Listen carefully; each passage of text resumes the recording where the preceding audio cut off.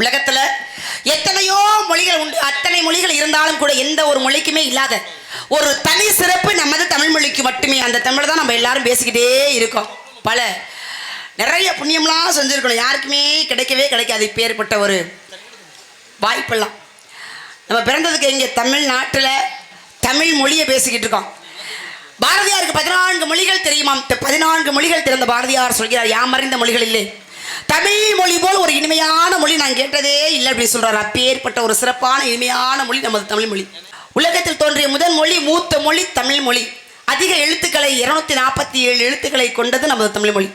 அதிக எழுத்துக்களை கொண்ட மொழி நமது தமிழ் மொழி. அதிகமாக தமிழர்கள் வணங்கக்கூடிய தெய்வம் எது அப்படின்னு பார்த்தீங்கன்னா முருகன் தான்.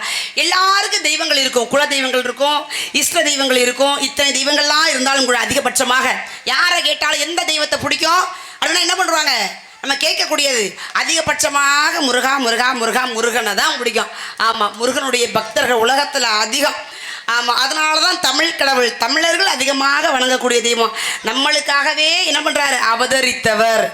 நம்மளுக்காகவே அவதரித்தவர், தமிழுக்காகவே அவதரித்தவர். அதனால் என்ன பண்ணணும், அவரை நம்ம வணங்க வேண்டும்.